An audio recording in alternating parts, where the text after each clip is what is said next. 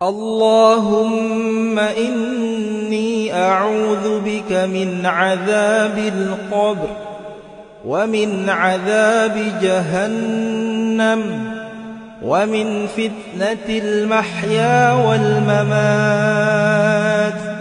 ومن شر فتنة المسيح الدجال.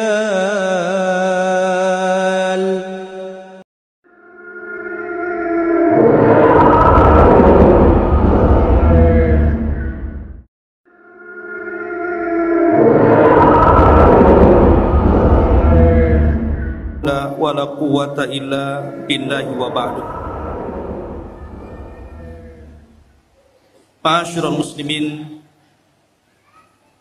jamaah sekalian yang dirahmati Allah Subhanahu wa taala.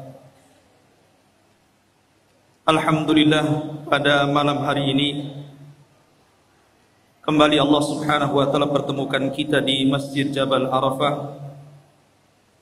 Semoga Allah Subhanahu wa taala memberikan pahala kepada yang membangunnya, dan tentunya juga kita yang senantiasa memakmurkannya di masjid yang kita cintai bersama ini. Pembahasan pada malam hari ini adalah pembahasan yang cukup menarik untuk kita bahas, karena bicara tentang akidah, salah satu keimanan kita kepada hari akhir, salah satunya bicara tentang adanya Ya'juj dan Ma'juj. Tetapi kisah Ya'juj dan Ma'juj juga sangat erat kaitannya dengan seorang raja yang sangat besar, yang Al-Quran mengkisahkan walaupun hanya sedikit, yakni tentang Raja Dzulqarnain. Ma'asyiral muslimin yang dimuliakan Allah Subhanahu wa taala. Sebelum saya menceritakan tentang hubung kait antara Ya'juj dan juga Ma'juj dengan Dzulqarnain, maka saya akan urut kisah ini berdasarkan Al-Quran yang terdapat dalam Suratul Kahfi. Namun sebelumnya saya ingin menjelaskan tentang siapa sebenarnya Raja Dzulqarnain itu. Kenapa disebut Dzulqarnain? Hidup di zaman siapa dia? Kemudian apa sepak terjangnya? Dan apa hubung kait beliau dengan Ya'juj dan juga Ma'juj? Ma'asyiral muslimin yang dimuliakan Allah Azza wa Jalla, kita tahu bahwa kalau kita menceritakan kisah-kisah dalam Al-Quran, maka akan dapat pelajaran yang bisa kita petik di dalamnya. Makanya Allah Subhanahu wa taala berfirman sendiri, laqad kana fi qisasihim ibratun liulil albab. Dan sungguh pada kisah-kisah yang diceritakan dalam Al-Quran itu ada pelajaran besar, khususnya kita yang memiliki akal yang sehat. Bahkan salah satu faidah kenapa Allah Subhanahu wa taala banyak mengkisahkan kisah-kisah dalam Al-Quran, berdasarkan firman Allah Azza wa Jalla, wa kullan naqussu 'alaika min amba'ir rusul ma nuthabbitu bihi fuadah. Dan begitulah kami kisahkan kepadamu ya Muhammad tentang habar-habar para utusan, tidak lain dan bukan hanya untuk menetapkan dan memberikan ketenangan kepada hatimu. Karena dengan kisah-kisah dalam Al-Quranul Karim banyak pelajaran yang diambil oleh Rasul sepanjang perjalanan dakwahnya, dan itu juga berlaku kepada kita umat. Ma'asyiral muslimin yang dimuliakan Allah Subhanahu wa taala, bicara tentang kisah Dzulqarnain dulu sebelum kita masuk kepada kisah Ya'juj dan Ma'juj. Kisah Dzulqarnain ini sebenarnya dikisahkan dalam Al-Quran karena ada sebab turunnya. Di zaman Nabi SAW, orang-orang musyrik itu berupaya untuk mencegah dakwah Rasul dengan berbagai macam upaya. Salah satunya dengan cara mencari orang yang cerdas, orang yang berilmu untuk meruntuhkan dakwah. Jadi mencari dalil kepada orang alim, tapi bukan untuk mencari kebenaran, tapi mencari pembenaran untuk meruntuhkan dakwah. Jadi orang-orang musyrik itu orang-orang bodoh, karena tidak diturunkan kepada mereka kitab-kitab dari langit. Berbeda dengan orang Yahudi dan Nasrani, diturunkan padanya Taurat dan Injil. Sehingga orang-orang musyrik ini, pembesar-pembesar mereka datang ke Madinah, kemudian bertanya kepada orang Yahudi tentang sosok orang yang mengaku nabi di daerahnya, maksudnya Nabi SAW. Maka orang-orang Yahudi mengatakan kepada orang-orang musyrik, kalau memang orang yang mengaku nabi di daerahmu betul-betul seorang nabi, tanyakan kepadanya 3 perkara. Kalau dia sanggup menjawab, berarti dia seorang nabi. Tapi kalau dia tidak sanggup menjawab, dustakan kenabiannya. Apa 3 soalan yang akan ditanyakan, yang diajarkan orang-orang Yahudi kepada orang-orang musyrik untuk ditanyakan kepada Rasul? Yang pertama, akhbirna an fityatin dhahabu fi dhahril awal qad kanat lahum qisatun ajibah. Tanyakan kepada orang yang ngaku nabi itu tentang beberapa anak muda di zaman awal-awal yang mereka memiliki kisah yang ajaib. Siapa anak-anak muda itu? Kemudian yang kedua, akhbirna an rajulin tawafan balagha masyariqal ardi wa magharibaha.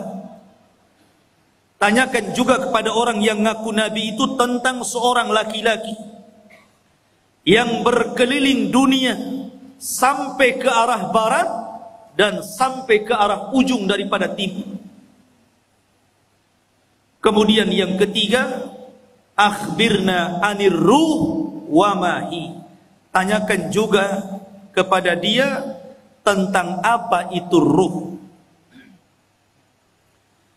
Akhirnya orang-orang musyrik sudah mendapatkan apa yang mereka kehendaki untuk ditanyakan kepada Nabi SAW, bukan untuk mencari kebenaran. Tidak. Mereka hanya hendak menghalang-halangi dakwah Rasul saja supaya didustakan manusia. Akhirnya para pembesar Quraisy sesampainya di Mekah, mereka datang kepada Nabi SAW. Mereka mengatakan, ya Muhammad, sesungguhnya kami memiliki 3 soalan.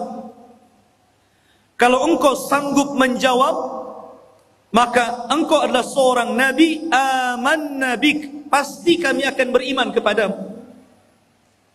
Tapi kalau engkau tidak sanggup menjawab, memang engkau ini nabi palsu, pendusta. Akhirnya Nabi SAW mengatakan, silahkan tanyakan saja. Maka kemudian orang-orang musyrik ini bertanya tentang 3 soalan tadi. Saking senangnya Nabi SAW, kalau seandainya Rasul bisa menjawab 3 soalan itu, mereka akan beriman. Nabi SAW menjanjikan dengan kata-katanya, sa'ukhbirukum ghadan, besok saya kabarkan jawabannya. Dan Nabi SAW lupa mengatakan insya Allah. Saking senangnya Nabi SAW sampai tidak mengatakan insya Allah, hanya mengatakan baik, besok saya akan jawab pertanyaan. Rupanya gara-gara Nabi SAW tidak mengucapkan insya Allah, akhirnya Allah uji keesokan harinya. Tidak ada Jibril yang datang memberitahu jawabannya. 1 hari, 2 hari, 5 hari, 10 hari, sampai 15 hari. Sehingga mulai orang-orang musyrik menganggap bahwa Nabi ini seorang pendusta, khianat, janji malah diingkari. Dari situlah Nabi SAW sesak dadanya. Akhirnya pada hari ke-15 malaikat Jibril turun dan menurunkan surah Al-Kahfi. Dan ini sebagai jawabannya. Adapun anak-anak muda yang berada di zaman awal yang mereka terjerembab dalam gua, mereka adalah Ashabul Kahfi. Yang Allah firmankan, am hasibta anna ashabal kahfi warraqim kanu min ayatina ajaba. Apakah engkau mengira bahwa anak-anak muda yang terjerembab dalam Al-Kahfi, gua yang dalam itu, warraqim. Raqim itu papan yang ada nama-nama Ashabul Kahfi, itu disebut raqim. Dan itu tertera di dinding depan gua Al-Kahfi. Dan mereka adalah tanda-tanda kebesaran kami yang luar biasa, yang ajaib. Adapun anak muda yang berkeliling dunia sampai mencapai ujung barat dan ujung timur, ujung selatan dan ujung utara, adalah Dzulqarnain, di mana Allah Subhanahu wa taala berfirman, yas'alunaka an dzil qarnaini qul sa'atlu 'alaikum minhu dzikra. Mereka bertanya-tanya kepadamu tentang siapa Dzulqarnain. Kata Allah, katakan ya Muhammad kepada mereka, saya akan cerita, saya akan bacakan kepada kalian sedikit dari cerita Dzulqarnain. Kata-kata minhu itu menunjukkan sedikit, karena memang Al-Quran tidak panjang lebar menceritakan Dzulqarnain, tidak sebagaimana cerita Ibrahim, cerita Nabi Musa dan yang lain. Hanya cuplikan kecil. Tapi itu sudah menjawab pertanyaan orang-orang Quraisy. Adapun ruh, maka Allah katakan yas'alunaka 'anir ruh qulir ruhu min amri rabbi. Mereka bertanya tentang ruh, katakan ruh itu urusan Rabbmu. Karena ruh itu sampai hari ini walaupun teknologi sudah canggih, nggak ada yang bisa mendeteksi ruh itu seperti apa. Sehingga ruh itu urusan Allah Subhanahu wa taala. Dari sini ikhwatu fiddin dimuliakan Allah Azza wa Jalla. Sebab cerita Dzulqarnain itu dari sebab turunnya ayat ini dari pertanyaan orang-orang Quraisy. Dan subhanallah ikhwan, gaya dakwah orang-orang Quraisy itu ditiru oleh sebagian orang-orang yang tidak suka dengan dakwah. Terkadang ada orang jahil, dia ingin menghancurkan dakwah. Caranya apa? Bertanya kepada orang alim, tetapi yang tidak sepakat dengan orang alim yang hendak dijatuhkannya. Dia hanya minta fatwa saja. Setelah dapat fatwa bukan diamalkan, tapi untuk menjatuhkan lawan. Makanya banyak orang-orang alim yang alimnya itu bukan untuk memperbaiki manusia, terkadang untuk memecah belah manusia. Dan mereka adalah ulama ulama-ulama yang jelek. Ma'asyiral muslimin yang dimuliakan Allah Azza wa Jalla, cerita tentang Dzulqarnain. Dzulqarnain ini menjadi khilaf para ulama, apakah dia seorang raja, apakah dia malaikat, apakah dia seorang wali. Karena memang kisah Dzulqarnain ini kisah yang unik sekali. Bahkan Al-Imam Qatadah rahimahullahu ta'ala mengatakan bahwa di dunia ini tidak ada penguasa yang mampu menguasai sebagian besar dunia kecuali hanya 4 orang saja. Yang 2 mukmin dan 2 kafir. Pertama, yang mukmin adalah Raja Sulaiman. Sulaiman menguasai sebagian besar dunia. Kemudian yang kedua, Dzulqarnain. Adapun yang kafir, yang pertama adalah Namrud, dan yang kedua Bukhtun Nasr. Ada yang mengatakan Al-Iskandar Al-Maqduni, tapi yang masyhur adalah Bukhtun Nasr. Dan keduanya kafir, baik Namrud ataupun Bukhtun Nasr yang menghancurkan Palestina itu. Lah salah satunya adalah Dzulqarnain. Dia penguasa yang berhasil menguasai barat dan timur, selatan dan utara. Sehingga kemudian menjadi khilaf apakah dia seorang nabi, apakah dia seorang wali, ataukah dia malaikat. Ada yang mengatakan dia adalah malaikat, tetapi pendapat ini tentu sangat jauh sekali.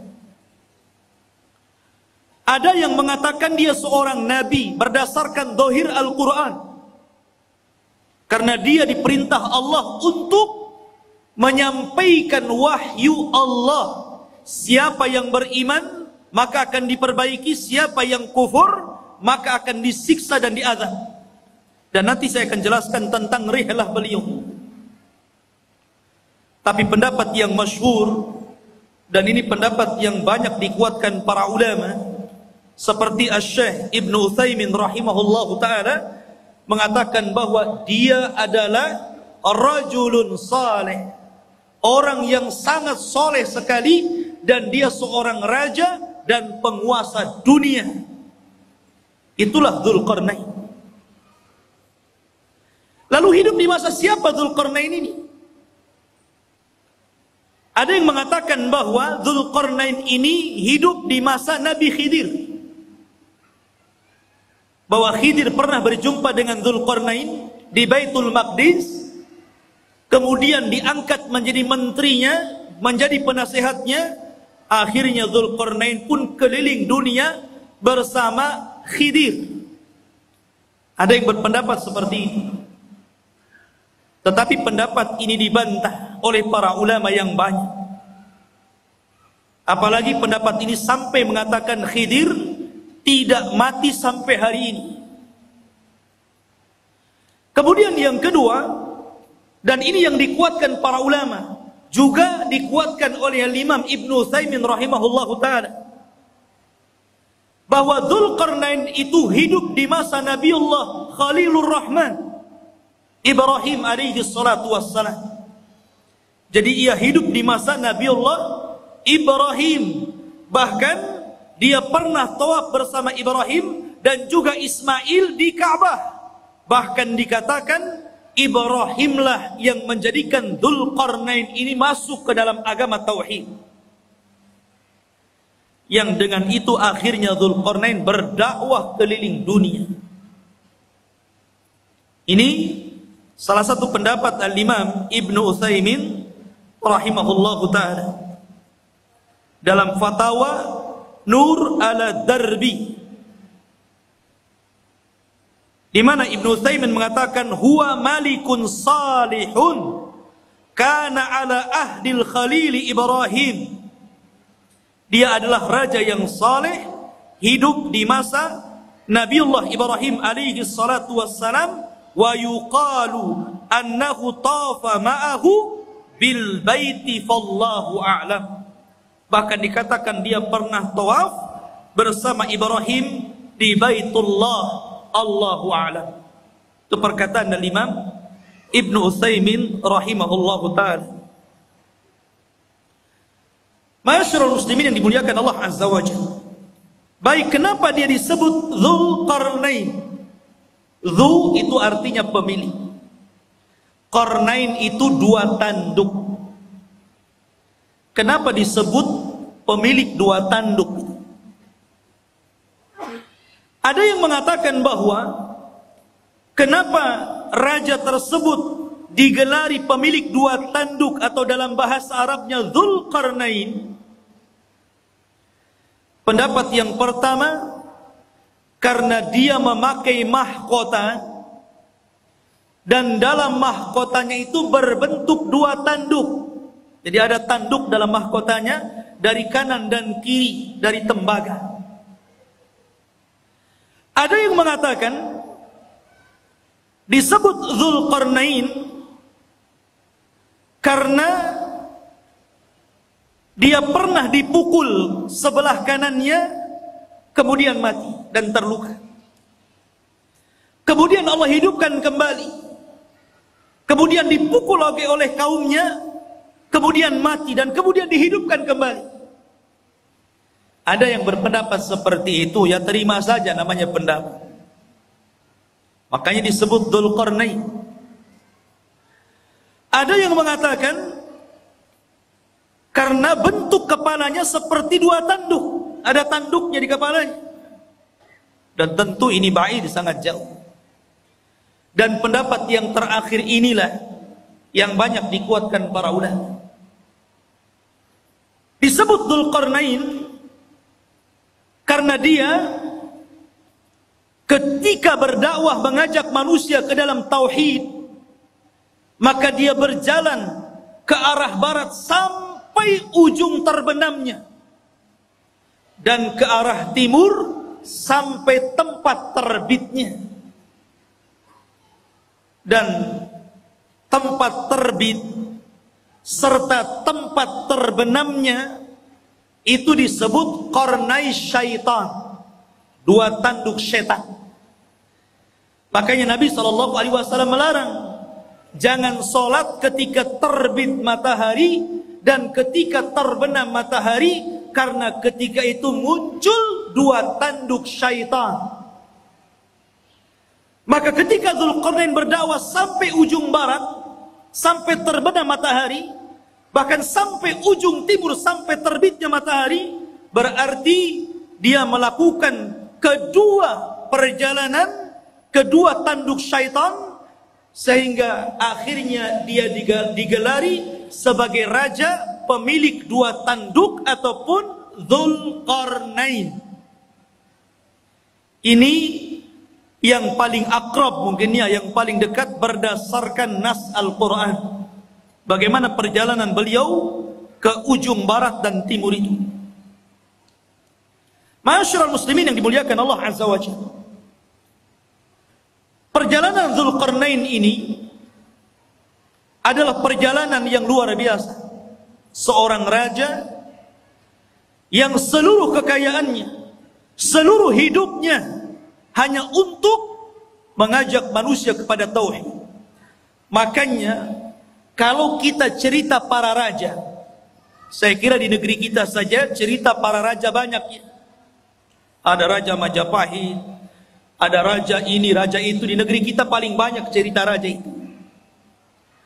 Kata Syekhul Islam Ibnu Taimiyah rahimahullahu ta'ala, sesungguhnya apabila kita cerita tentang Raja Dzulqarnain, sesungguhnya tidak ada kisah yang lebih indah, yang lebih baik melebihi kisahnya Raja Dzulqarnain. Karena banyak ibrah dan pelajaran.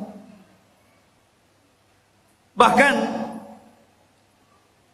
kisah Dzulqarnain ini sangat menginspirasi bagi dakwah Nabi SAW.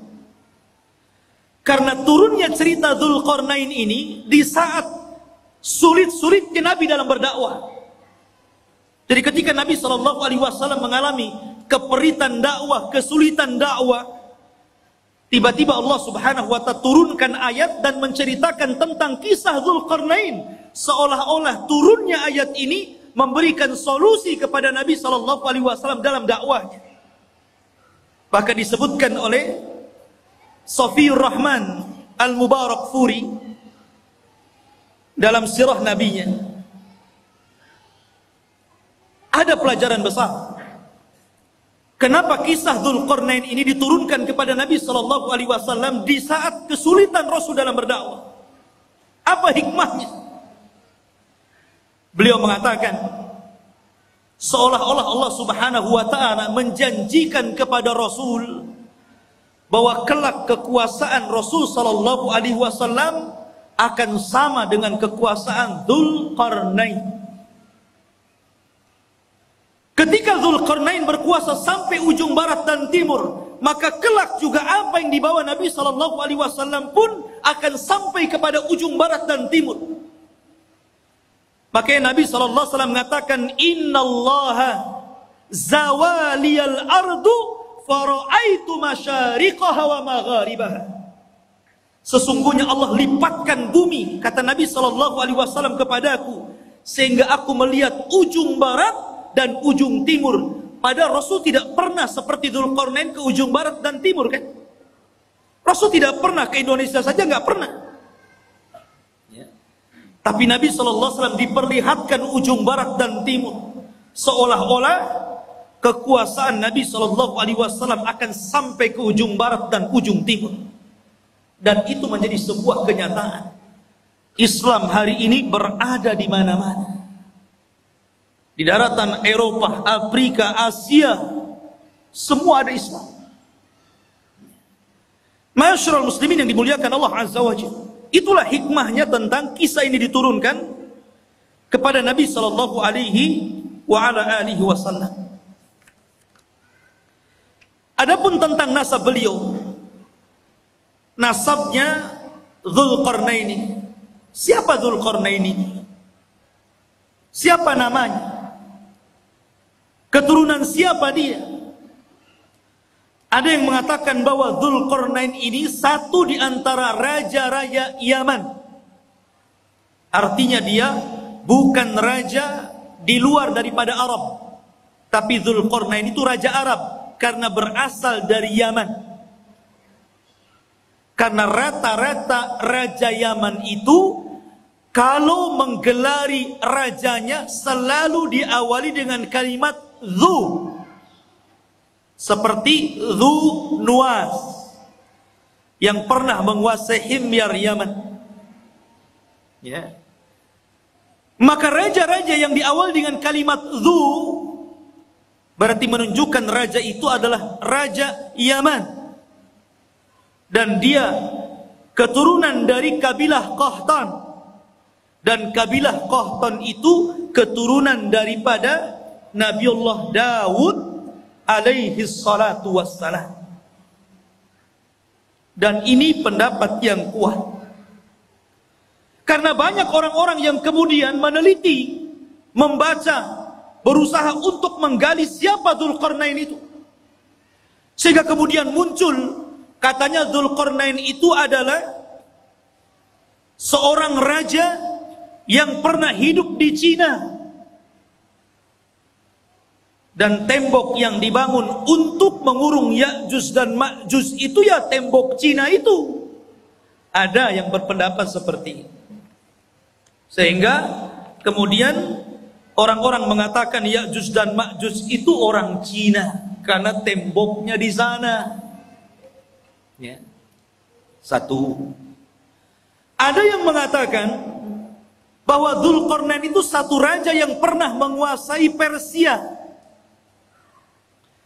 Dan ada juga yang mengatakan bahwa Dzulqarnain adalah Iskandariyah Al-Maqduni Al-Yunani, murid daripada Aristoteles, seorang pencetus filsafat Yunani. Dan ini ada ulama yang mengatakan seperti ini. Dan ini banyak sekali yang mengatakan bahwa Dzulqarnain itu adalah Iskandariyah Al-Maqduni Al-Yunan, yang pernah menguasai Cina, menguasai India, kemudian juga pernah menguasai Persia dan Romawi. Jadi kekuasaannya besar Iskandariyah Yunan ini, Al-Maqduni ini. Tapi pendapat ini dibantah para ulama.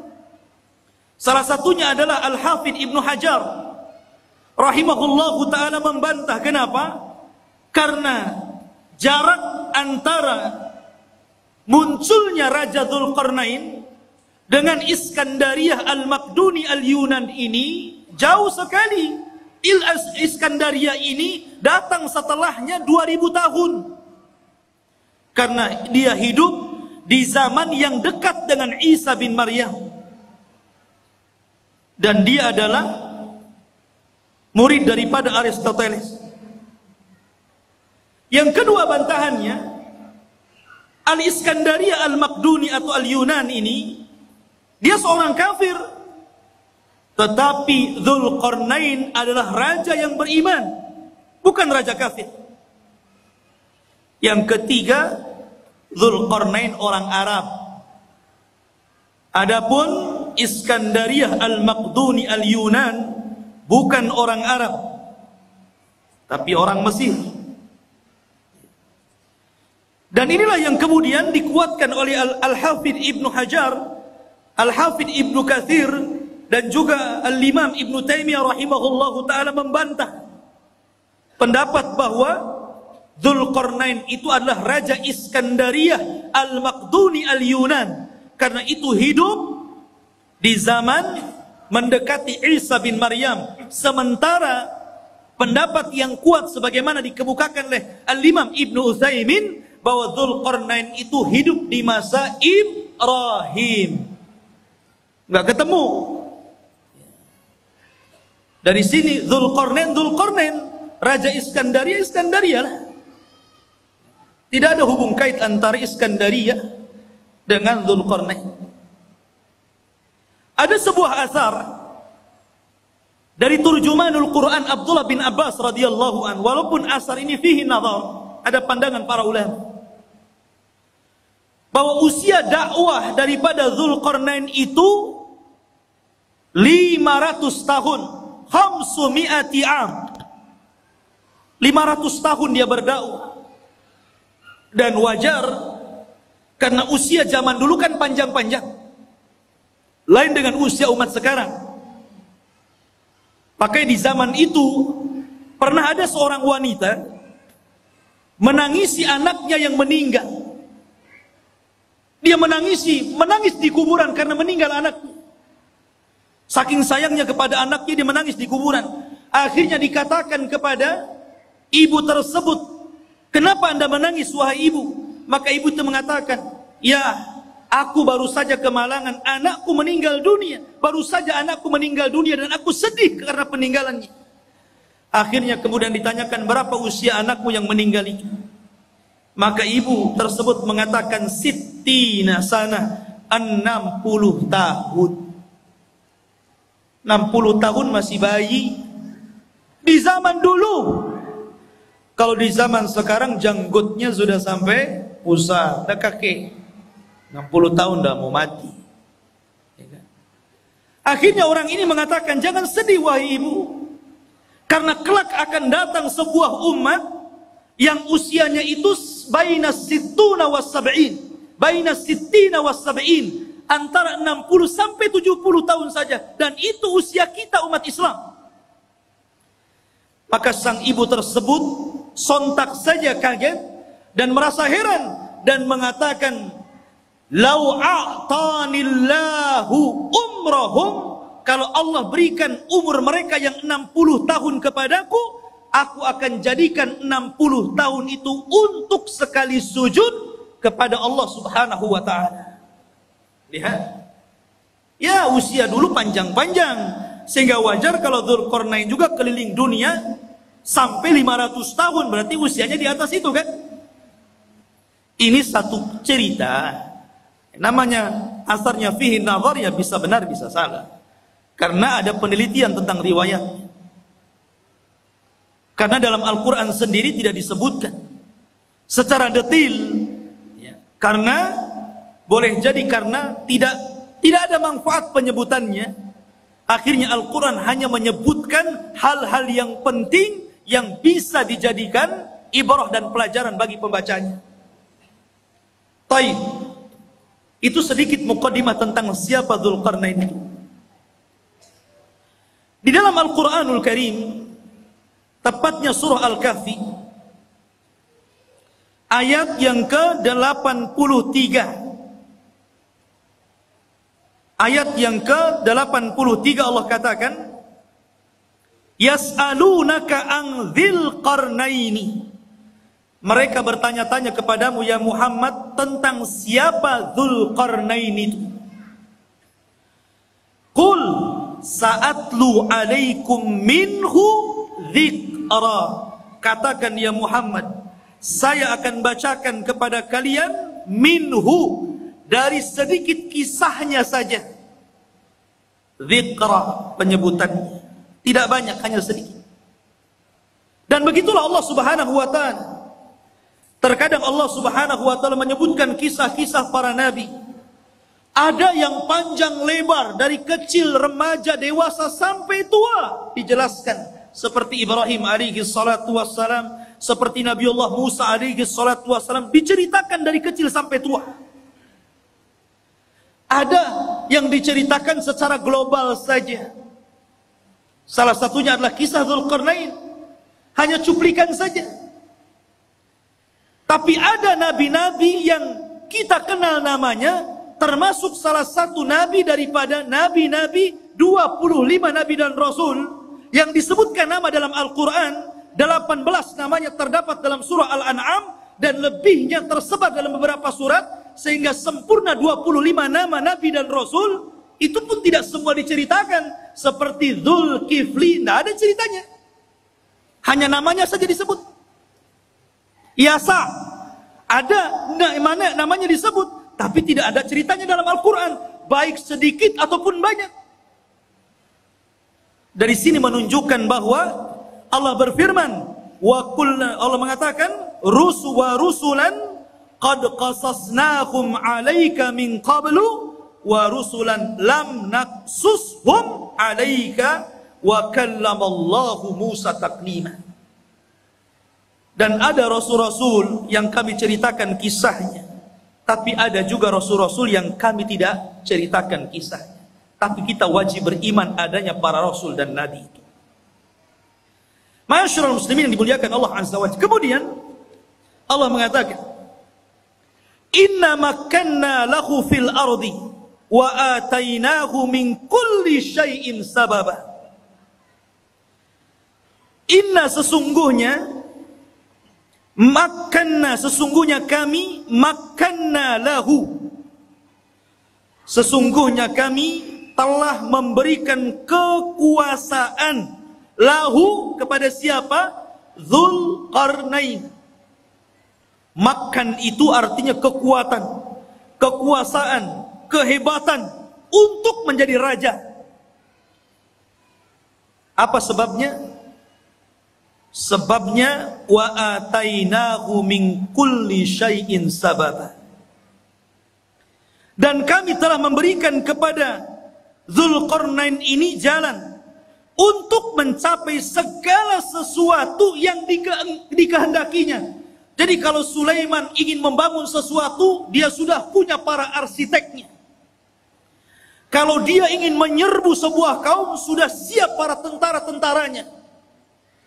Kalau dia ingin membuat pengairan, kalau di Batam mungkin kayak ATB gitu kan, sudah ada ahli airnya. Kalau ingin membuat jalan, sudah ada ahli jalannya. Kalau ingin membuat persenjataan, sudah ada ahli senjatanya. Pokoknya segala sesuatu yang dikehendaki Dzulqarnain ada jalannya, dan Allah Subhanahu wa taala berikan kepada Dzulqarnain untuk kepentingan dakwah. Nih yang menjadikan Allah makanna lahu fil ard. Kami berikan kekuasaan yang besar di permukaan bumi kepada Dzulqarnain itu. Dan ini sebuah pelajaran bahwa kalau seorang penguasa ingin berkuasa dengan kuat, dan tidak bisa ditumbangkan, maka dia harus mengikuti firman Allah Azza wa Jal, wa atainahu min kulli syai'in sababa. Dia harus punya orang-orang pakar-pakar, harus dekat dengan dia. Pakar ekonomi, pakar politik gitu kan, pakar hubungan antara dalam negeri dan luar negeri, dan pakar-pakar yang lainnya. Kalau dia memiliki pakar-pakar itu dan sesuai dengan bidangnya, maka dia akan kokoh menjadi penguasa. Tapi kalau dia kemudian mencomot menteri asal saja, yang penting bapak senang umpamanya ya, atau mengambil orang-orang dekat yang penting mendukung dia, nah itu tidak akan inna makkanna lahu fil ardh. Jadi betul-betul harus orang-orang ahlinya seperti Dzulqarnain, baru penguasa itu akan kuat kekuasaan.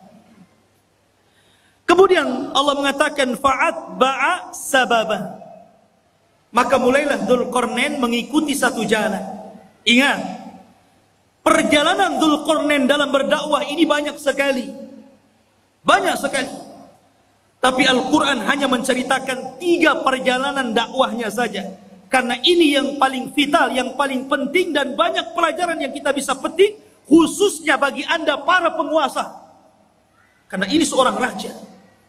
Kalau Anda ingin menjadi penguasa negara, hendaklah pelajari kisah Dzulqarnain. Karena ini contoh bagi para raja.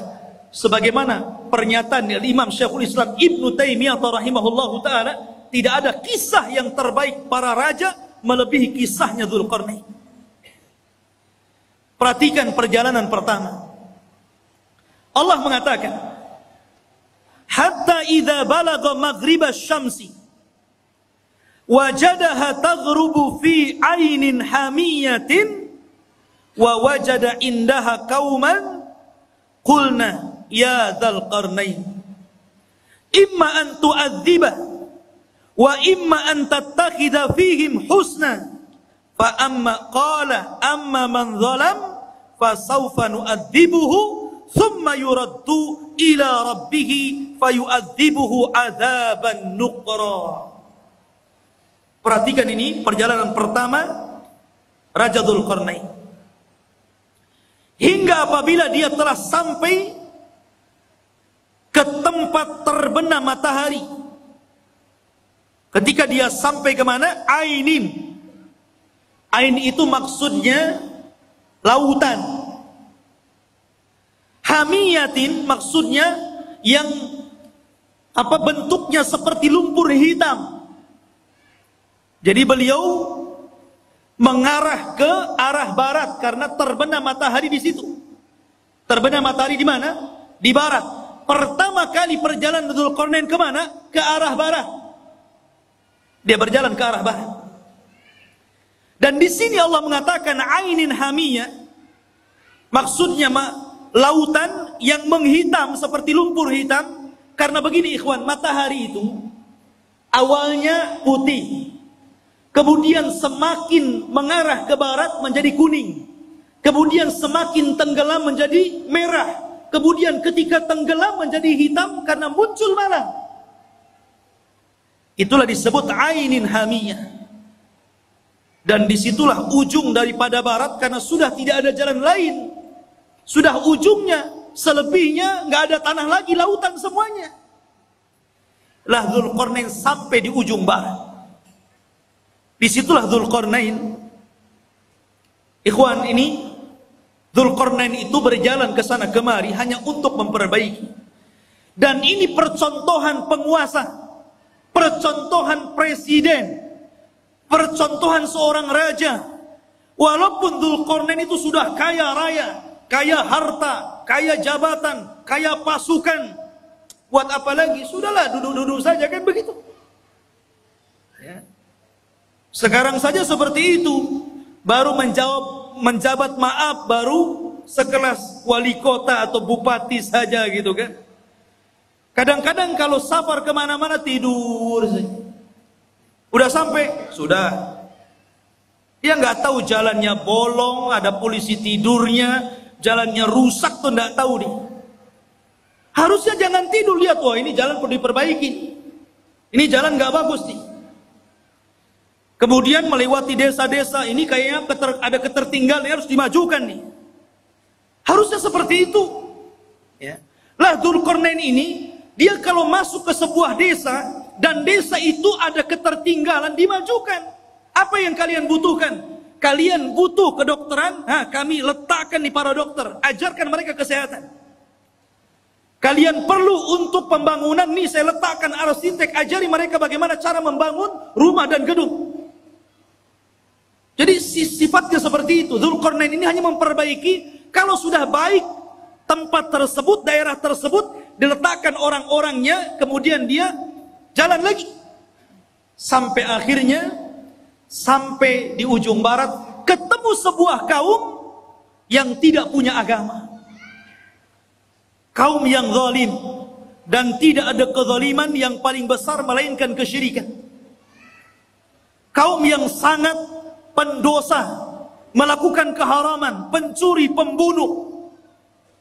Lah Dzulqarnain ini mendapatkan kaum di arah barat seperti itu. Makanya Allah mengatakan di dalam ayat ini, ya Dzulqarnaini, wahai Dzulqarnain, wahai Raja Dzulqarnain, imma an tu'adzib wa imma an tattakhidha fihim husna. Terserah engkau. Apakah engkau mau menghukum orang-orang jahat ini, orang-orang zalim ini, orang-orang yang tidak beriman ini, ataukah engkau ingin berbuat baik kepada mereka? Terserah.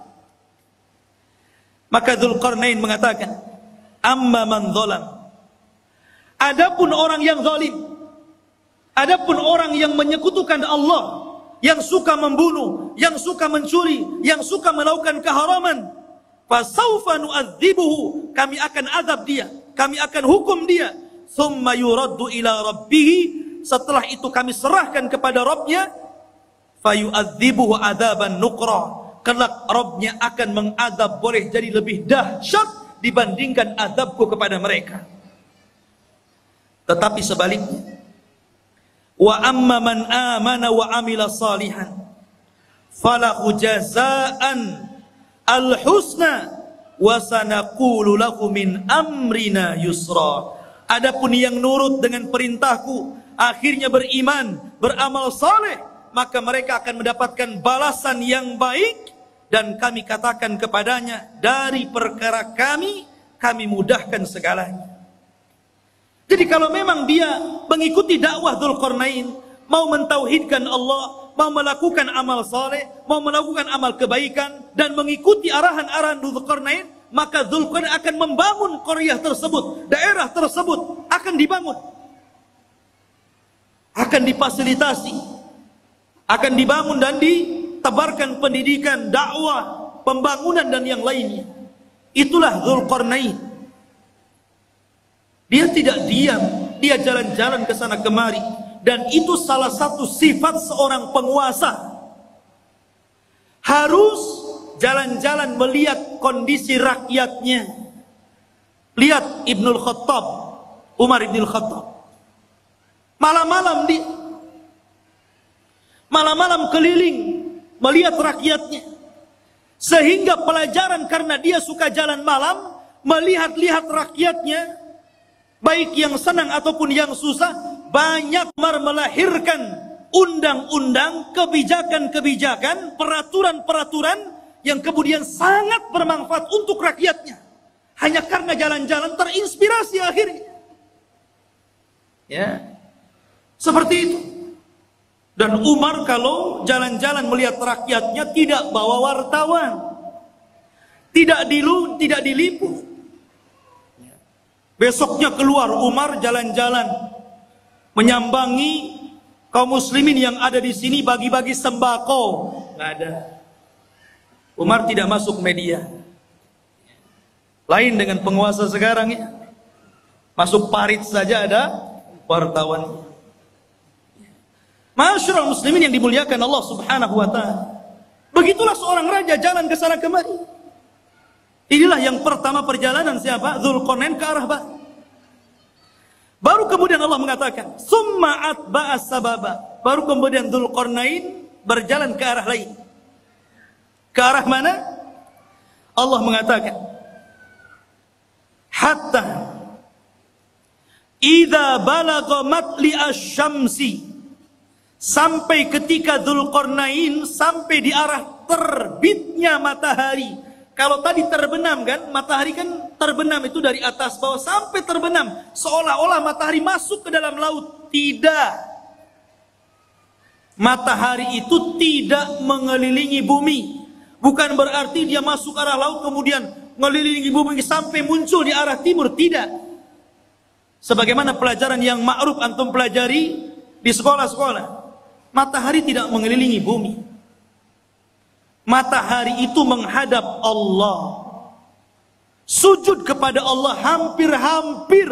Dia tidak diizinkan untuk terbit dari arah timur dan hampir-hampir terbit dari arah barat.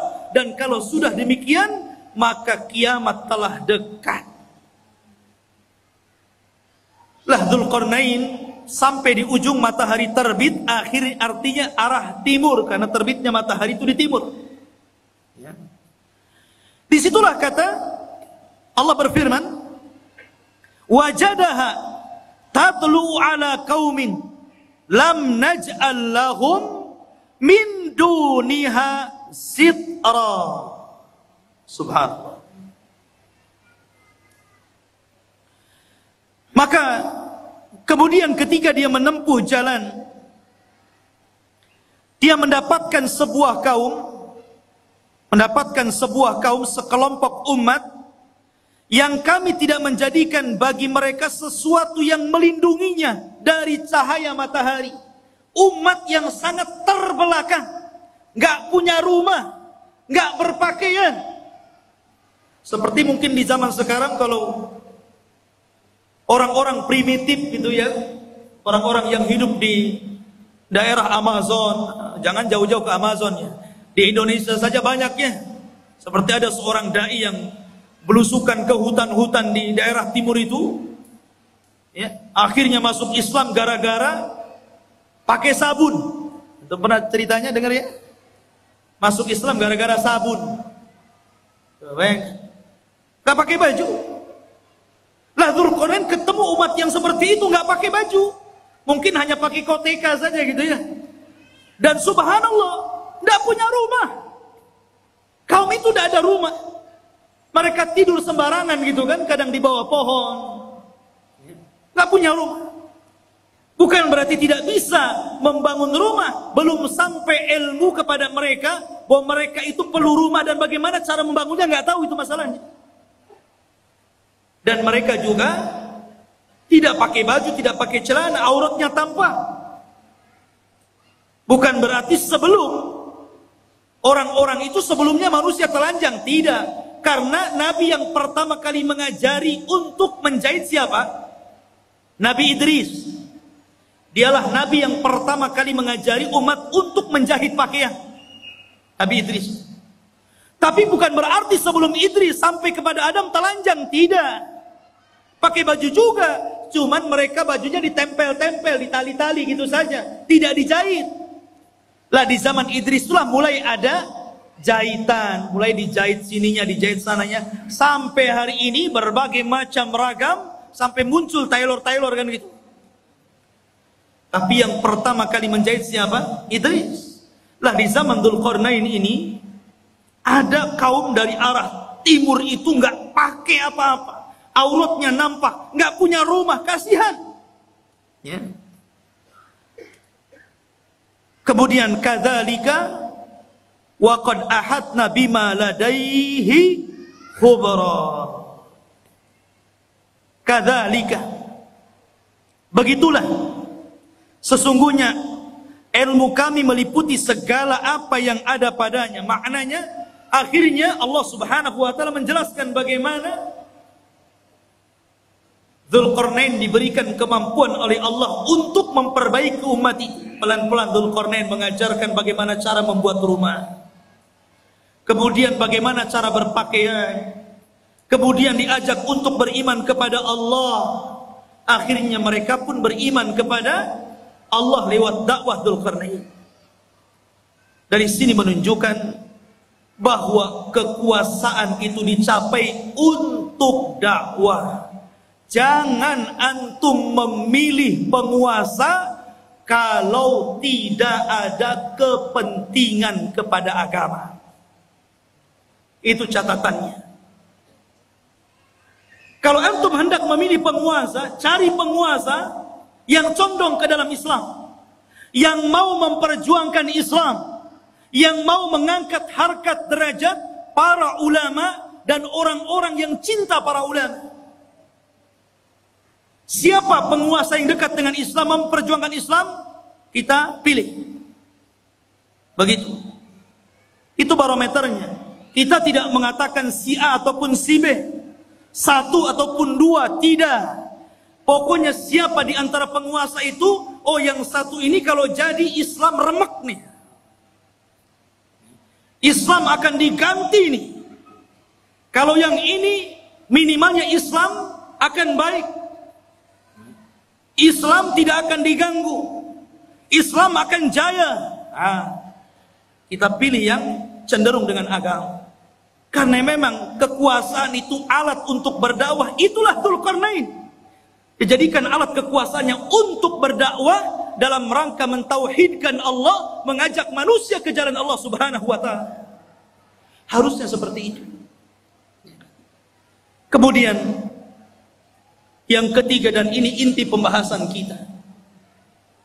Allah Subhanahu wa taala berfirman, "Tsumma atba'a sababa."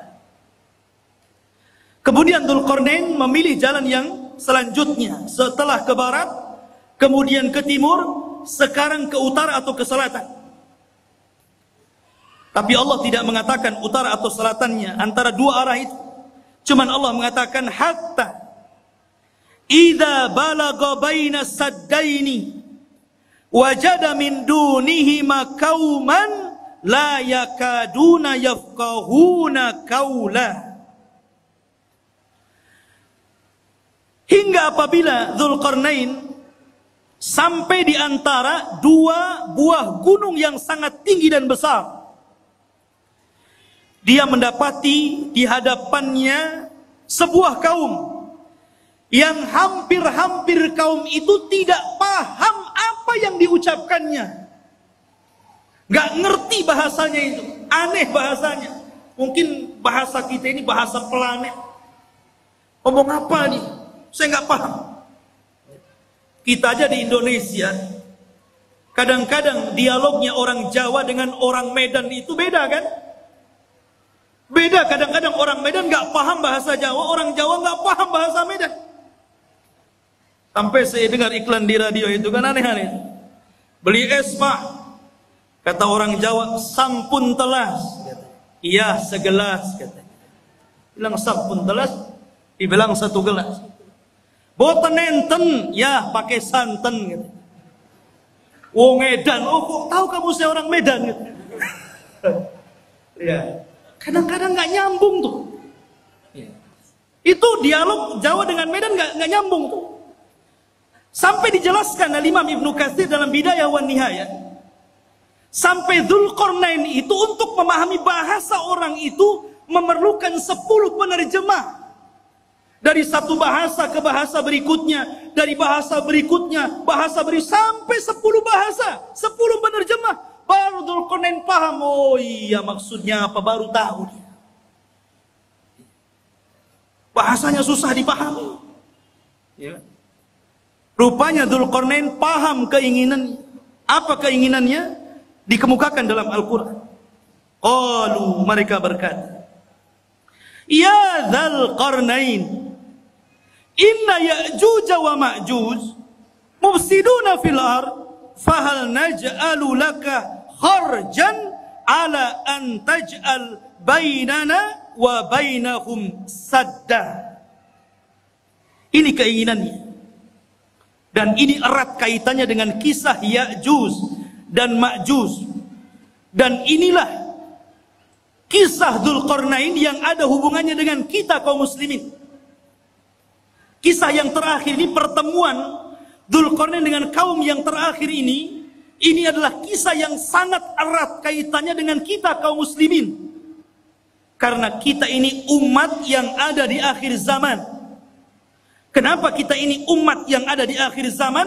Pertama, karena tidak ada nabi setelah Rasul sallallahu alaihi wasallam. Maknanya tidak ada umat selain umat Nabi sallallahu alaihi wasallam. Setelahnya dunia ini akan dihancur-hancurkan alias kiamat. Dzulqarnain diminta oleh mereka. Mereka itu dalam waktu-waktu tertentu datang Ya'juj dan Ma'juj. Mereka membuat kerusakan, membunuh, membantai, merampok, memperkosa, melakukan anarkis. Mereka brutal, mereka bengis. Makanya kelak di akhir zaman, fitnah Ya'juj dan Ma'juj itu berbeda dengan fitnah Dajjal dan fitnah keluarnya binatang dari perut bumi.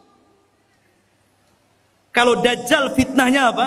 Fitnahnya agama. Dia dikeluarkan oleh Allah itu untuk memfitnah agama kita. Karena dia awalnya ngaku nabi, berakhir ngaku Tuhan. Dajjal tidak akan membunuh kita kalau kita menuhankan dirinya. Kecuali kalau kita kufur kepada ketuhanan Dajjal, baru dia bunuh kita. Tapi kalau kita beriman kepada Dajjal, justru disenangkan sama Dajjal. Antum mau apa? Diberi oleh Dajjal. Adapun fitnahnya binatang melata yang akan keluar dari perut bumi, dia tugasnya hanya stempel saja. Ketemu orang kafir, distempel jidatnya, distempel hidungnya, kemudian gosong. Menunjukkan alamat dia kafir. Ketemu orang yang beriman, distempel dahinya, bercahaya, menunjukkan dia mukmin. Ketika itu tidak ada nama, semua dilupakan dari namanya. Saya Abu Meros, saya nggak tahu siapa saya. Sehingga akhirnya orang itu hanya menyebutkan dari tanda yang ada di mukanya, mukmin dan kafir, dan tidak tersinggung. Ya. Mau kemana min gitu? Oh, mau ke sawah fir. Itu saja. Gak tersinggung. Kalau sekarang dikafir-kafirkan orang tersinggung. Enak saja kau kafir-kafirkan saya. Tapi zaman itu tidak. Lah fitnahnya Ya'juj dan Ma'juj itu beda. Ini brutal ini. Dia hanya taunya merusak bumi saja. Membunuh dan membunuh. Bahkan di akhir zaman bukan hanya membunuh, tapi memakai bangkai orang yang dibunuhnya. Kanibal. Jadi dahsyat fitnahnya ini. Makanya kaum ini sangat merengek kepada Dzulqarnain, minta tolong. Agar Dzulqarnain memisahkan mereka dengan Ya'juj dan Ma'juj ini. Makanya dia mengatakan, ya Dzulqarnain, wahai Dzulqarnain, inna Ya'juj wa Ma'juj, sesungguhnya Ya'juj dan Ma'juj itu mufsiduna fil ard. Dia merusak bumi.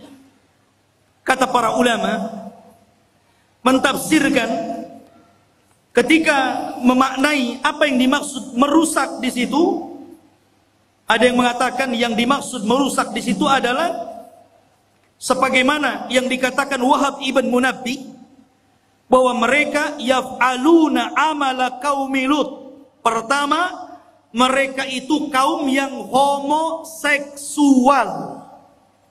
Ini kata-kata Wahab ibn Munabbih.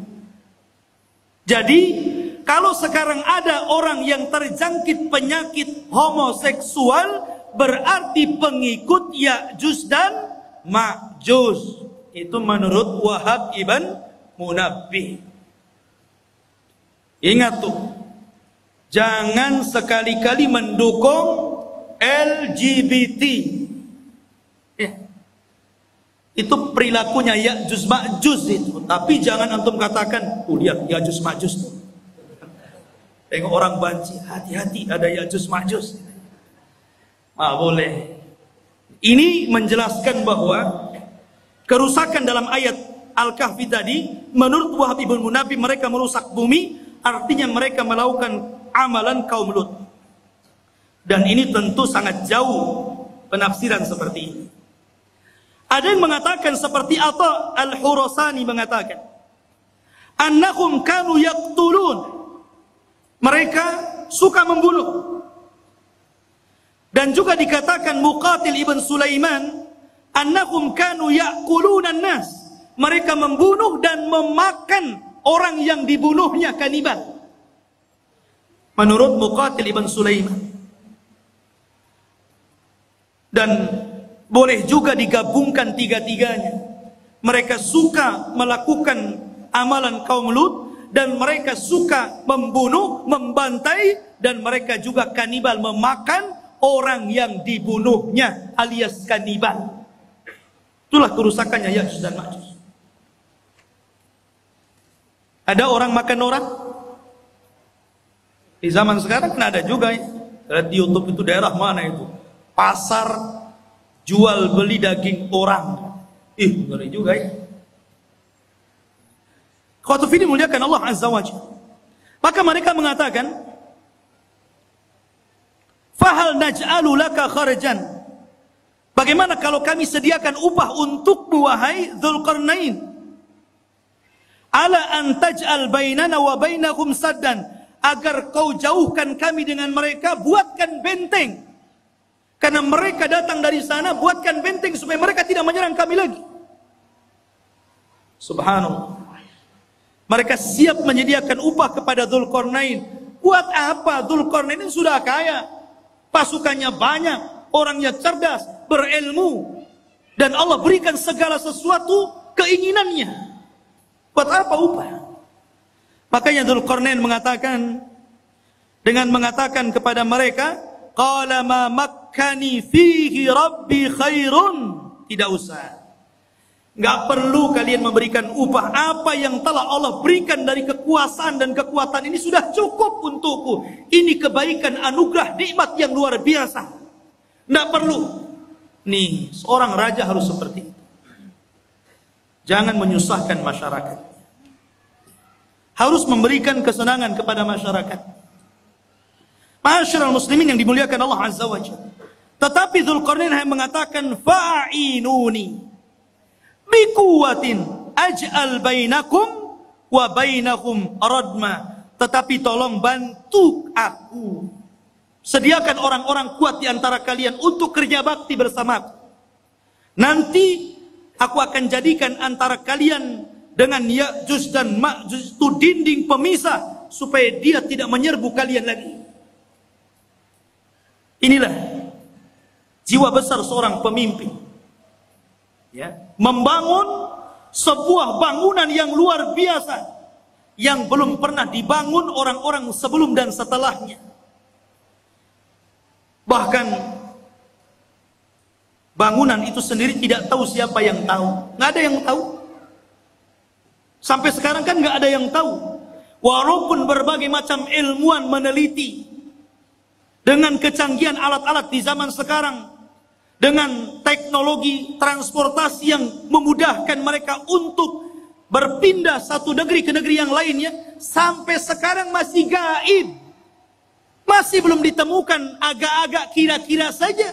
Mungkin di sini, mungkin di situ. Sampai-sampai Imam Ibnu Katsir meriwayatkan sebuah kisah Raja Abbasiyah, di mana Raja Abbasiyah itu mereka mengirimkan pasukan untuk mencari di mana bentengnya yang dibangun Dzulqarnain ketika mengurung Ya'juj dan Ma'juj. Mengirim delegasi, dan dikatakan oleh Raja Al-Wasik ketika itu sebagai penguasanya, sebelum kau ketemu benteng itu jangan pulang. Akhirnya berangkat tuh pasukan itu dari satu negara ke negara berikutnya, dari satu daerah ke daerah berikutnya, menyeberangi lautan, menyeberangi gunung, dan begitu seterusnya. Sampai akhirnya selama 2 tahun baru ditemukan benteng tersebut. Tapi Ibnu Katsir sendiri tidak menyebutkan sanad riwayatnya, sehingga tidak bisa dijadikan pegangan kisah ini. Allahu a'lam ada di mana. Yang jelas sudah ada. Ya. Walaupun sebagian para ulama seperti Lajnah Daimah dan juga Syekh bin Baz rahimahullahu taala, ketika ditanya tentang di mana sebenarnya benteng yang dibangun Dzulqarnain itu, yang mengurung padanya Ya'juj dan Ma'juj dan akan keluar di akhir zaman, maka Syekh bin Baz hanya mengatakan min kibalil masyriq, dari arah timur, maksudnya kota Madinah. Kalau antum berada di Madinah, ke arah timurnya. Kemudian diisyaratkan ke daratan Cina. Ke daratan Cina. Ya. Ada yang mengatakan bahwa benteng itu terletak di daerah daratan Armenia. Ada yang mengatakan Adribajania di daerah Georgia, ya. Itu sebagian ulama mengatakan seperti itu. Tetapi sekali lagi tidak bisa ditegaskan seperti itu. Cuman dari arah timur. Apakah Cina? Tidak. Ya'juj Ma'juj bukan Cina. Walaupun ada sebagian orang yang melihat ciri-ciri daripada hadis Rasul, kok ciri-ciri itu melekat kepada orang-orang Asia. Orangnya pendek, mukanya bulat, matanya sipit. Jangan-jangan saya boleh? Bukan. Ya'juj dan Ma'juj itu belum keluar. Kalau Cina sudah keluar dari dulu, ya. Di mana-mana. Dia belum keluar. Dan dia di balik tembok. Dan kelak akan dikeluarkan Allah di akhir zaman. Bukan sekarang, di akhir zaman.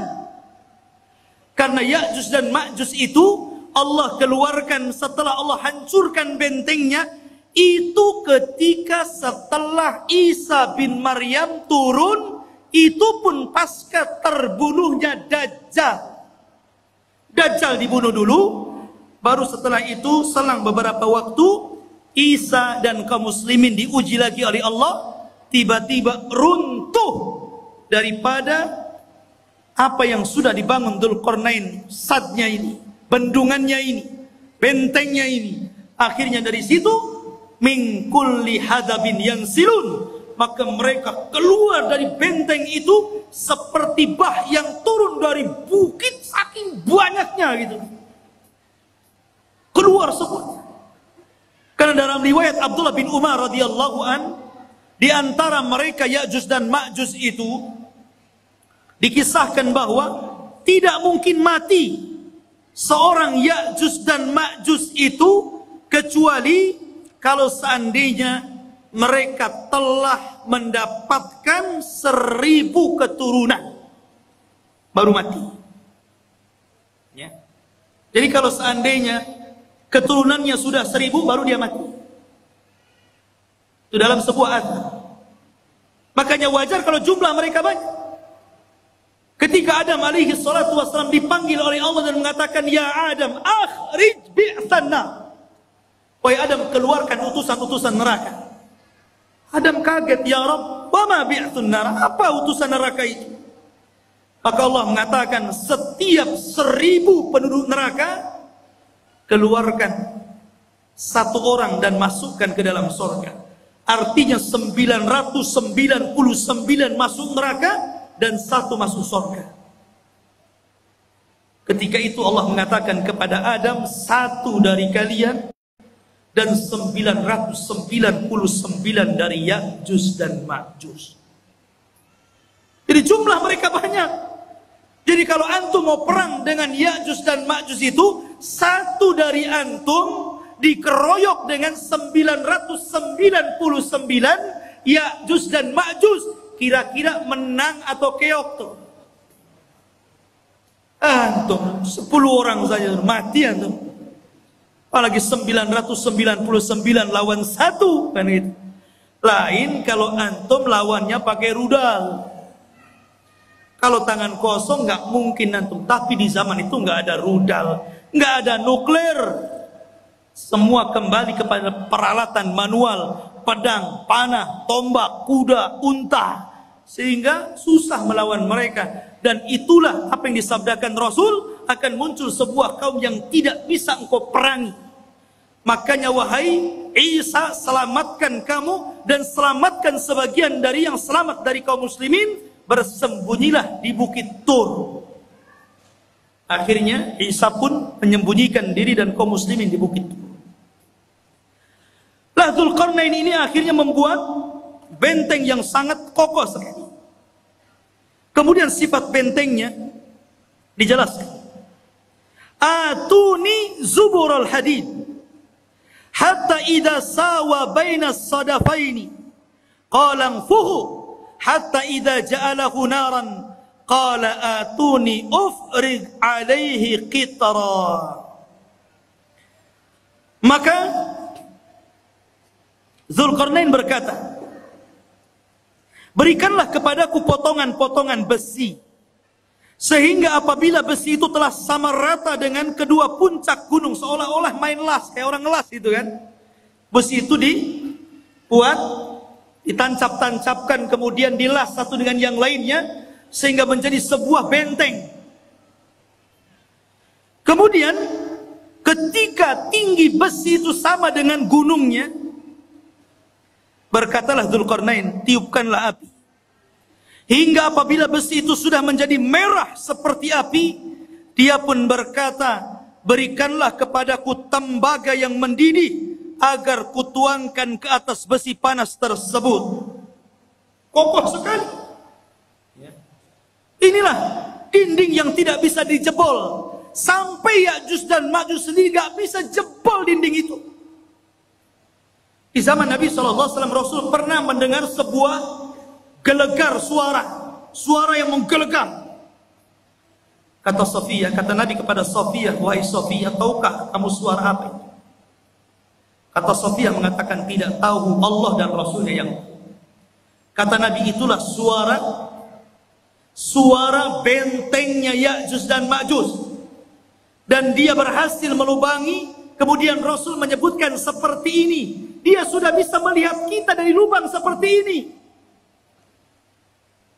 Jadi Ya'juj dan Ma'juj itu sudah bisa melubangi seperti ini, kata Rasul, ngeker dari dalam. Nah, ini Abu Fulan, ini Abu Fulan, ya. Dikeker. Dan subhanallah, karena kokohnya benteng itu, Ya'juj Ma'juj itu setiap hari melubangi untuk keluar dari situ. Jadi kalau di pagi hari dia datang dengan kumpulan-kumpulan arsitek khusus yang lubangi gua itu dari kalangan Ya'juj dan Ma'juj, mereka ngebor tuh dengan alat yang mereka punya. Ketika sudah kecapean gitu kan, hampir mereka sedikit lagi. Dan waktu sore mereka kemudian kembali ke rumahnya. Besoknya bolongan itu balik lagi ke asalnya. Dan seperti itu hampir mereka putus asa karena tidak bisa melubangi dan tidak bisa keluar dari gerbang. Sampai akhirnya di akhir zaman, ketika pemimpin Ya'juj dan Ma'juj itu hendak memimpin untuk melubangi dan keluar dari benteng itu, kata pemimpinnya, besok kita akan kerja lagi, insya Allah. Pemimpinnya diilhamkan untuk mengucapkan insya Allah. Subhanallah.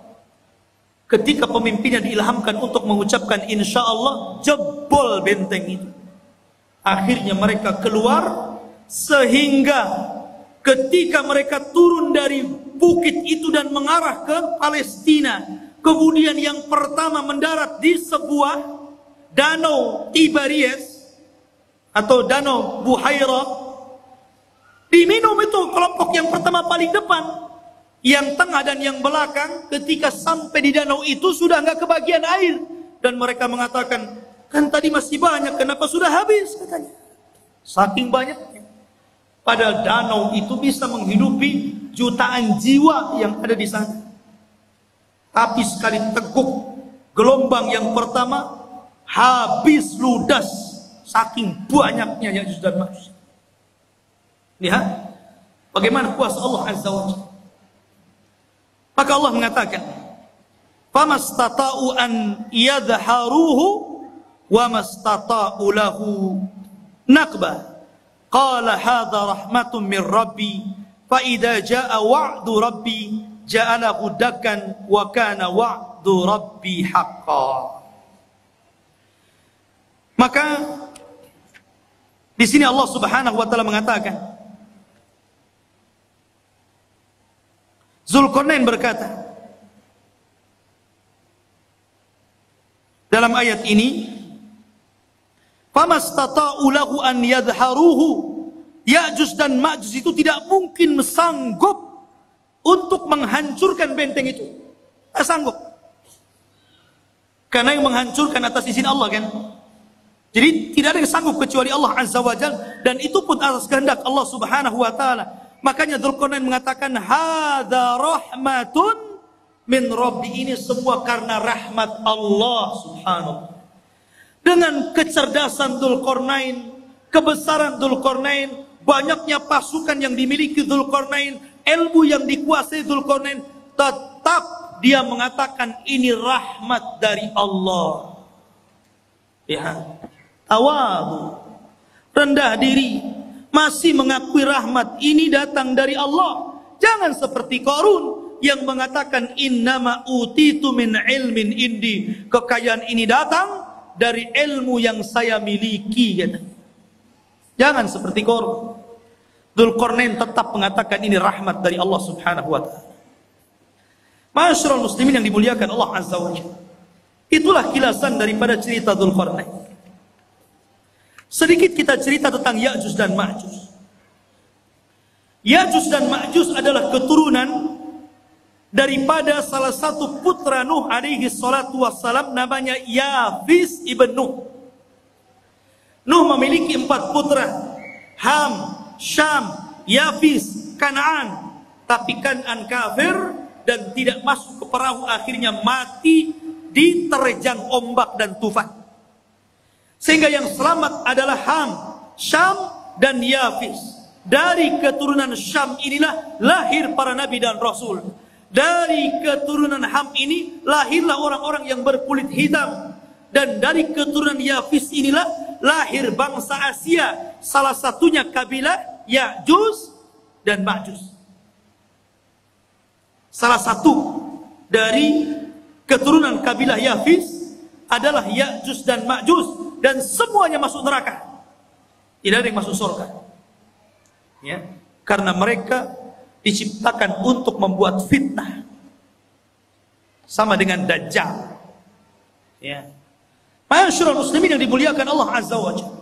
Kalau kita tahu bahwa Ya'juj dan Ma'juj adalah keturunan Yafis ibn Nuh, dari sini maka kita katakan Ya'juj dan Ma'juj itu manusia, bukan binatang, apalagi tumbuh-tumbuhan.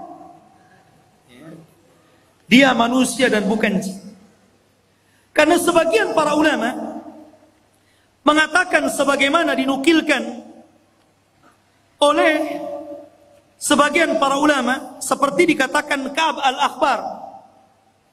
Ka'ab al-Akhbar ini seorang ulama yang masuk Islam di zaman Umar ibn al-Khattab. Kunyahnya Abu Ishaq. Dan dia banyak menukilkan ilmu ahli kitab. Dan dia banyak diterima riwayatnya. Ada beberapa riwayat yang ditolak karena Israiliyat.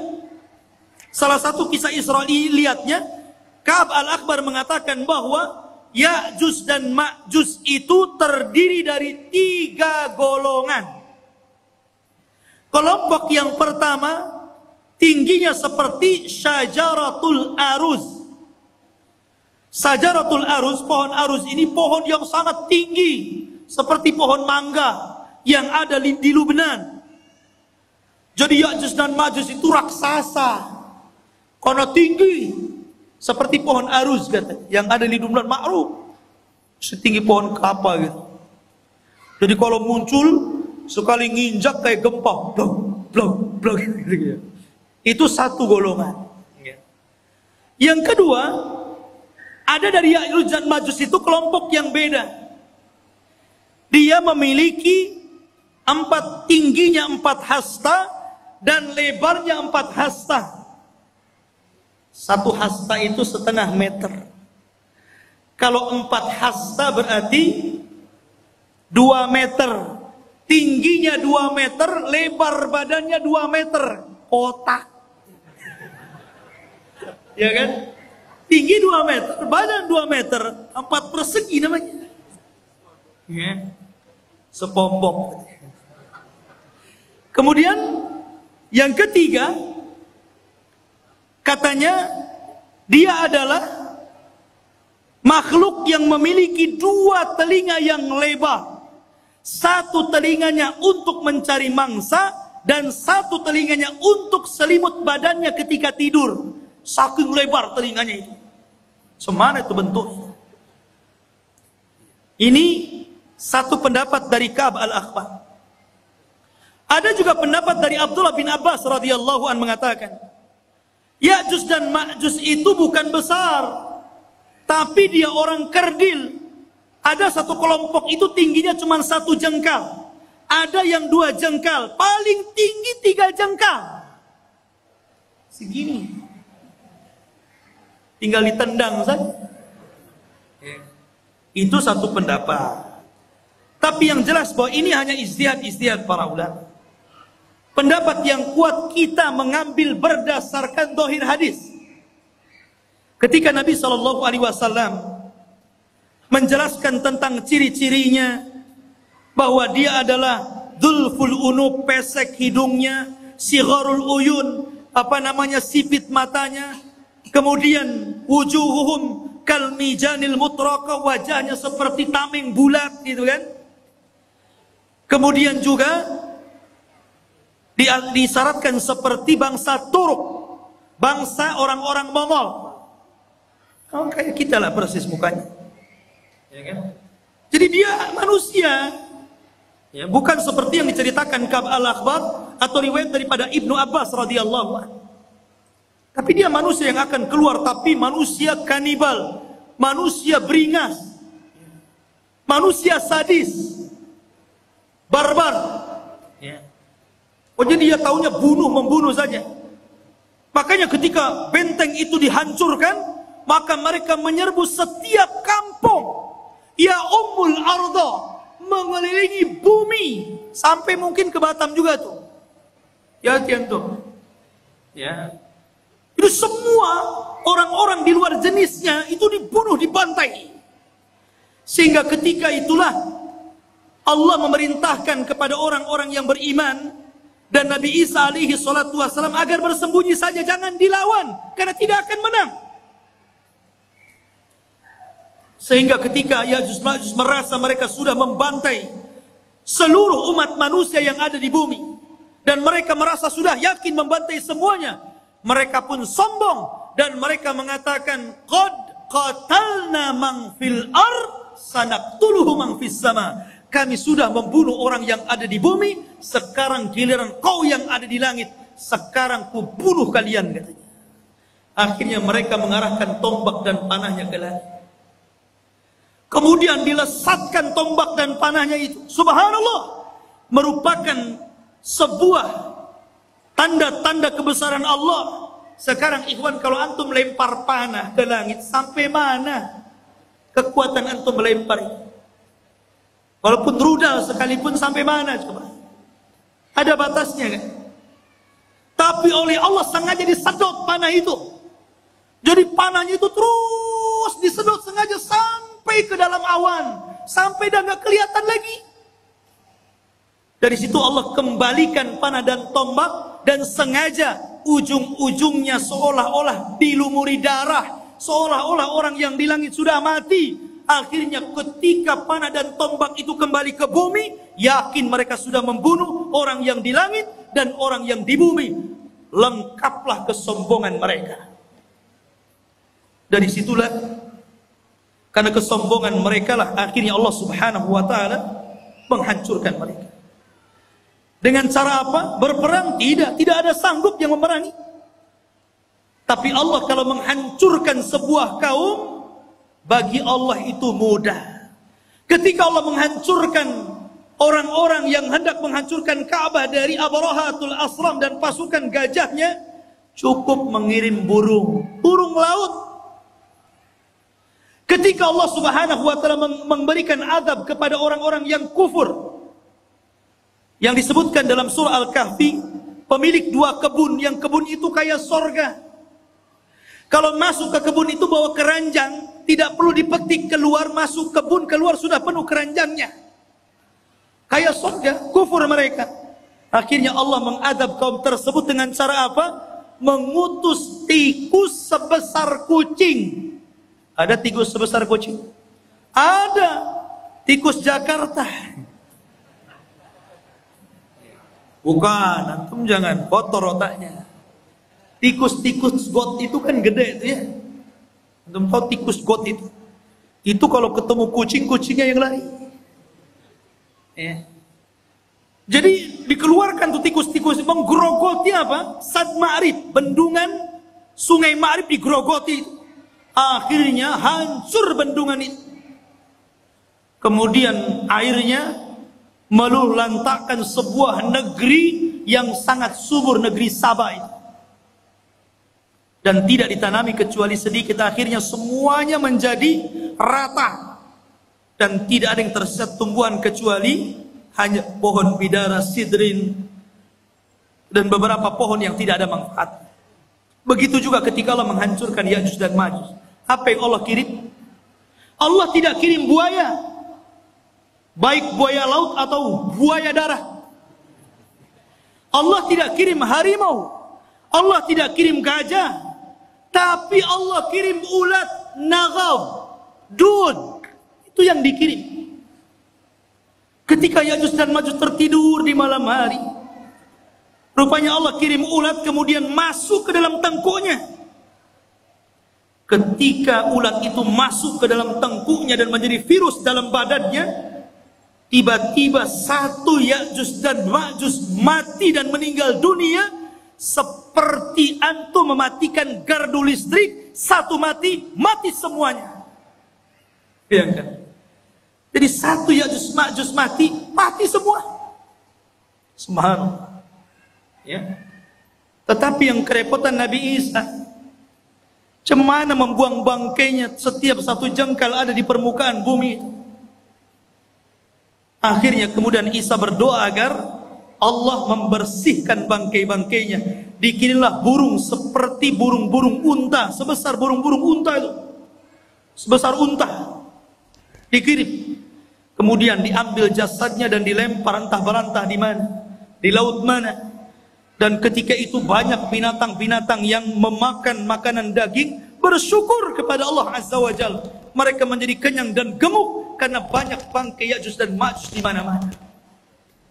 Akhirnya setelah dibuang oleh burung-burung tersebut, Allah menurunkan hujan karena barakah doanya Nabi Isa. Dengan hujan itu akhirnya mengguyur langit, bumi yang kotor dengan bangkai, sisa-sisa bangkai darah dan nanahnya, dan dibuang ke lautan. Akhirnya bumi menjadi subur kembali, dan Isa pun hidup beberapa tahun setelahnya, dan itulah kehidupan yang paling indah sepanjang kehidupan manusia. Ini diantara cerita The King Zulkarnain, Ya'juj dan Ma'juj. Mudah-mudahan ada manfaat.